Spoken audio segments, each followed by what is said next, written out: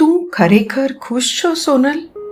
આવો પ્રશ્ન કોઈ અચાનક પૂછે તો મૂંઝાઈ ન જવાય?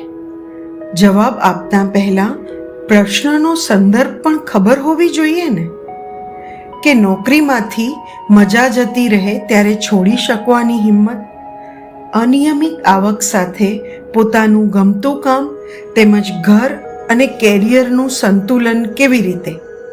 એપિસોડને અંતે આ આખી વાત તમને ખબર પડવાની છે. સાંભળતા રહો આજનો એપિસોડ. હેલો મિત્રો, કેમ છો? હું છું સોનલ.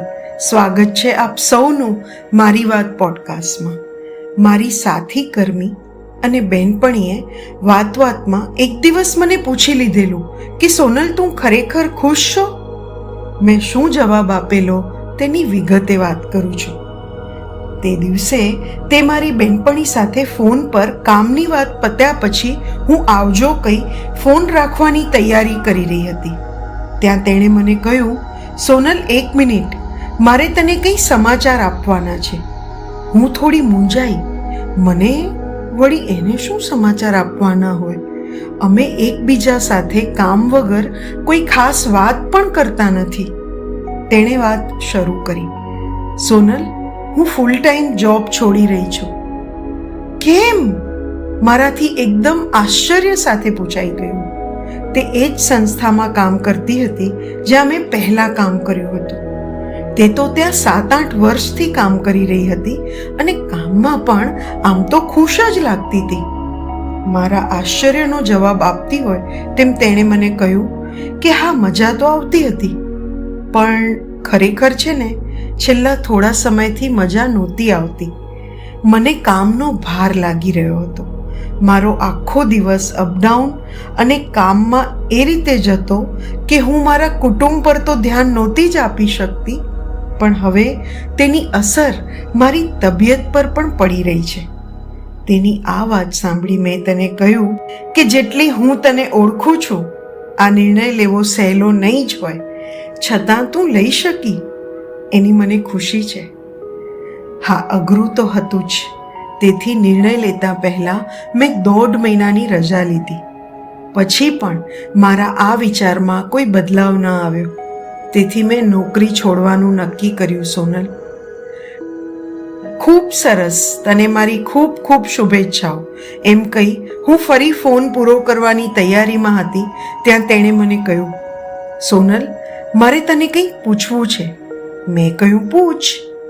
તેણે મને પૂછ્યું કે ફૂલ ટાઈમ નોકરી છોડ્યા પછી નિયમિત આવક નથી રહેતી. આ બાબતને તું કેવી રીતે હેન્ડલ કરી રહી છો સોનલ?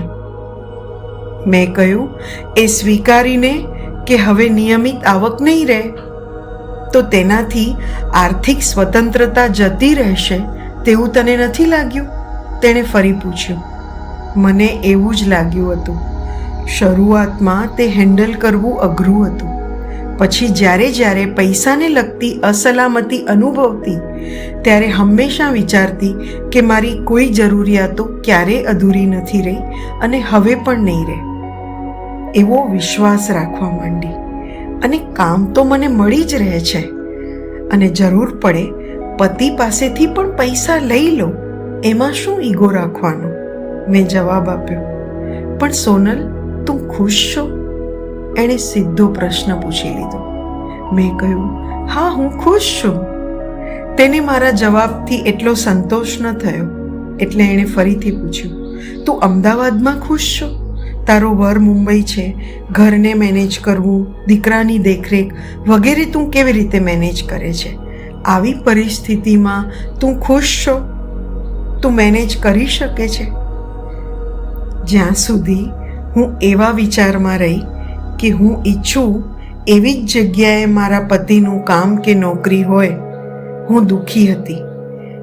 ઘરની પરિસ્થિતિને જેમ હું વધારે નિયંત્રણમાં રાખવાનો પ્રયત્ન કરતી, હું લગભગ દરરોજ નવી પરિસ્થિતિ સામે સંઘર્ષ કરી રહી હતી. હું મારી જાતને કે કોઈ બાબતને મેનેજ નહોતી કરી શકતી. પણ હવે હું ખુશ છું, કેમ કે મેં મારી પરિસ્થિતિનો સ્વીકાર કર્યો છે. જે આદર્શ પરિસ્થિતિઓની હું કલ્પના કરી રહી હતી તે તો પરીકથાઓની વાર્તા જેવી હતી. વાસ્તવિક જિંદગી તો આવી જ હોય ને.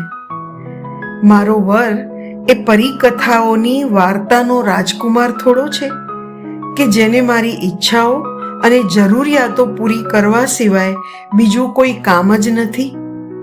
મારાથી જેટલું કામ જેટલું મેનેજ થાય એટલું કરું છું, અને જે નથી થતું તે નથી થતું. મારી મહત્વકાંક્ષાઓ મારી જાતના બલિદાન માટે નથી. મારા જીવતા હોવું અને આ જીવનને માણવું એ મારા માટે સૌથી વધારે અગત્યનું બન્યું છે. એટલે હવે હું ખુશ છું એમ હું કહી શકું. સારું, ચાલ ફરી વાત કરીશું, કહી અમે બંને ફોન મૂક્યો. મિત્રો, ખુશ હોવાની મારી વ્યાખ્યા આ છે. તમારી વ્યાખ્યા શું છે જણાવજો. મારી વાતને નિયમિત સાંભળવા બદલ આપ સૌનો ખૂબ આભાર. આવતા એપિસોડમાં ફરી મળીશ નવી વાત સાથે. ત્યાં સુધી આવજો.